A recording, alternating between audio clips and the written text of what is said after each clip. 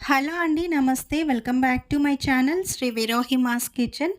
ఎప్పుడైనా సరే మనం జర్నీస్‌కి వెళ్ళినా, బ్రేక్‌ఫాస్ట్‌లోకైనా, డిన్నర్ అయినా ఏదైనా క్విక్‌గా అయిపోవాలి, హెల్తీగా ఉండాలి, లైట్‌గా ఉండాలి అని అనుకుంటే పోహా అనేది చాలా బెస్ట్ రెసిపీ అండి.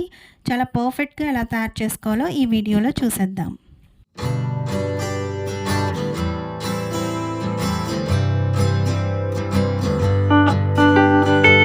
ముందుగా పోహా చేసుకోవడానికి అటుకులు తీసుకోవాలి. మనం చేసుకునే క్వాంటిటీకి తగ్గట్టు మనం తీసుకోవాలండి. నేను ఇక్కడ నార్మల్‌గా మనకి ఎప్పుడూ అవైలబుల్‌గా ఉండే మందంగా ఉండే అటుకులనే తీసుకుంటున్నాను.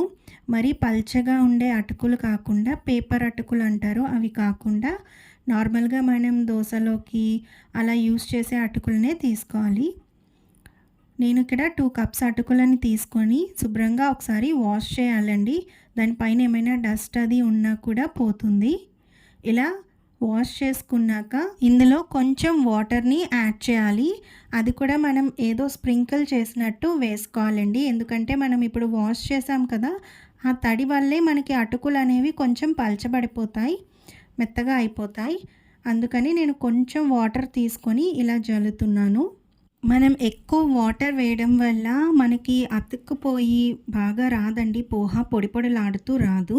ముద్దగా అయిపోతుంది. అందుకని నేను వాటర్‌ని కొంచెం వేసుకొని ఒక 5 మినిట్స్ అలా వదిలేస్తున్నాను. ఈలోగా నేను అటుకుల ఉప్మా కోసం తాలింపుని రెడీ చేసుకుంటున్నాను.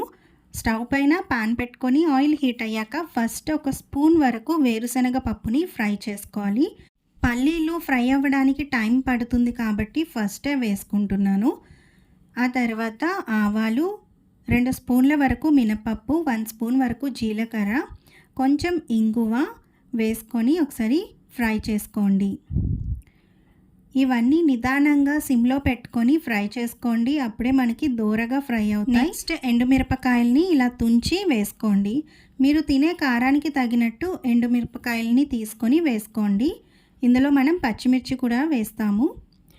ఇప్పుడు ఇవన్నీ ఫ్రై అయ్యాక జీడిపప్పుని కూడా వేసుకొని ఫ్రై చేసుకోండి. జీడిపప్పు ఆప్షనల్ అండి. ఇష్టమైతే వేసుకోండి. టేస్ట్ చాలా బాగుంటుంది. కొంతమంది ఇష్టపడరు కదా! వాళ్ళు స్కిప్ చేసేసి వేరుశనగ పప్పుని కొంచెం ఎక్కువ యాడ్ చేసుకొని చేసుకోవచ్చు. ఇందులో ఒక స్పూన్ వరకు పచ్చిమిర్చి తరుగు, అలానే 2 రెమ్మల వరకు కరివేపాకుని వేసుకొని ఫ్రై చేసుకోండి. అలానే అల్లాన్ని చిన్న ముక్క తీసుకొని తురిమి వేసుకుంటే మనకి తినేటప్పుడు ఇబ్బంది ఉండదు. లేదు అంటే చిన్న చిన్న ముక్కలుగా కట్ చేసుకొని కూడా వేసుకోవచ్చు. ఎవరి టేస్ట్‌కి తగ్గట్టు అలా వేసుకోండి. ఇవన్నీ కూడా దోరగా ఫ్రై అయ్యేంత వరకు ఫ్రై చేసుకోవాలి. ఇప్పుడు ఇందులో ఒక పావు టీ స్పూన్ లేదా హాఫ్ టీ స్పూన్ వరకు మనం తీసుకునే క్వాంటిటీకి తగ్గట్టు వేసుకోవాలండి పసుపు. మనకి అటుకులన్నిటికీ పట్టేంతలాగా వేసుకోవాలి. పావు టీ స్పూన్ లేదా హాఫ్ టీ స్పూనే సరిపోతుంది.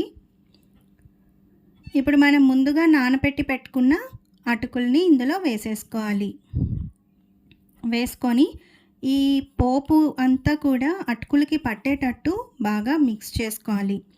నార్మల్‌గా మనం జర్నీస్‌లో పులిహోర ఇలా తీసుకెళ్తూ ఉంటాం కదండీ! దానికంటే కూడా ఈ పోహా అనేది చాలా బెస్ట్ అనమాట.